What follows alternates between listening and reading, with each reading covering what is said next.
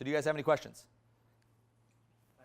About a use case. So how can we define a use case? Let's say Uber, they offer the token, and the use case is supposed to be that we'll use it for tagging Uber, or how Uber driver will use it? So you would use it to ride with Uber. So if I'm coming into San Francisco, I would be like, okay, I've got to buy some tokens, and then I'm going to get a ride, and you'd pay in it.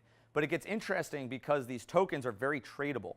And so there's a loyalty point company right now that is working on making them very transferable. So if I flew from Boston to New York, or Boston to San Francisco and accrued all these miles, I could turn those miles into a token, and that token into an Uber token, and then get a free ride to where I'm going. So these tokens are access to the network, whatever that network may be. You can convert it to Bitcoin or Ethereum or US dollar, wherever you want to go. And so if you found Uber at the point that they were coming out to San Francisco initially, and then all of a sudden they blew up, that value that you were holding, since it's a fixed supply, would increase significantly. So you incentivize early adoption. Initial thoughts or what can we learn about two things? First, it's better to build your blockchain or build over like a Ethereum blockchain? I think it's a fool's errand to build a blockchain. It's a fool's errand. It's a waste of time to go build a blockchain. Yeah, build on a network because the security is inherent in the length of the chain and the amount of users on it. So. Okay, and second, about incentive economics, what can we learn about that? Read white papers. Yeah, so if this stuff fascinates you and you're thinking about using this, and I can't go 6 questions deep on why you're doing what you're doing and why network you're working on, you don't know it well enough. And so what you should do is read the Bitcoin white paper. It's only 9 pages. It's technical, but it's 9 pages. Read the Ethereum white paper.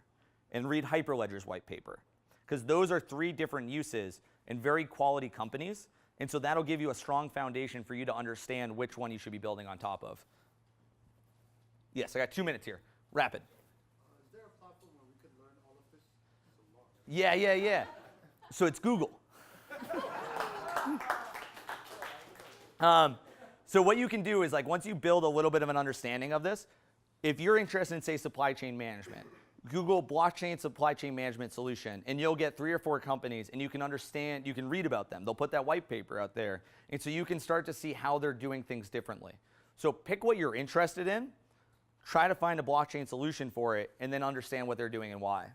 Yes, I'll come to you. You said there's only about 10 projects that you actually find interesting or that you like, and you quickly name them? I'll chat with you offline. Yeah. Okay, you mentioned that the ICO is, for example, 9 million in 15 minutes. Yeah. 10 minutes. But wasn't there actually work to reach out to the community, to bring people on board, to advertise this? Yeah. Yeah, but that is marketing. That's the equivalent of a few months of work and a couple emails. That's not. One time while I was fundraising for our fund, I took a 5-hour bus ride to New York for a 45-minute meeting to find out 5 minutes in they no longer invest in funds, to take a 5-hour bus ride back. I would do that 100 times again to possibly get an investment. But you don't need to now. With these initial coin offerings, you put some work into the marketing, you reach out to the community, you find people that are interested in what they're doing, and it's much easier. So it's not easy, but it's easier. And if you're not willing to put in that effort, I don't know that you should be an entrepreneur. How are smart contracts and tokens related? Is this the value that you transfer? It could be. So within a smart contract, say on Ethereum, say you put a smart contract on Ethereum, you could put Ether into an escrow, and it could be transferred. So the smart contract says execute and transfer, and you can send Ethereum out. You can also do it with other asset classes. Yeah. So how do you introduce these concepts in communities? This is similar to what Dave started to mention, but in communities that don't even have electricity or knowledge of any of these things, like infrastructure-wise, knowledge-wise, culture-wise, like how do you tackle that?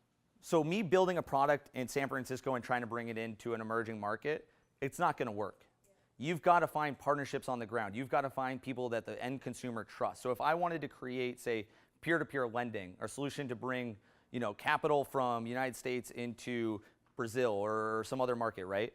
I would find out who they work with, who the end consumer works with, and partner with them to then facilitate the capital transfer. So you need local knowledge, you need local connections. The technology is not a solve-all. You've got to be able to deliver. But on top of that, you do not need to describe the blockchain to everyone you're talking to. The only thing that matters, you're just a company. So initially, early on, people were blockchain companies. And I think we have another speaker, so I'm going to wrap up really quickly. Companies were blockchain companies, we're blockchain this, blockchain that. What you need to be is a company, and you just happen to be using the blockchain to do it faster, better, safer, more secure. So figure out how to work with the locals on the ground and the people that can help bring you into those markets. Work with them, bring it in, but you don't necessarily need to dive into the intricacies of consensus mechanisms and all that. Thank you guys very much. Really appreciate it.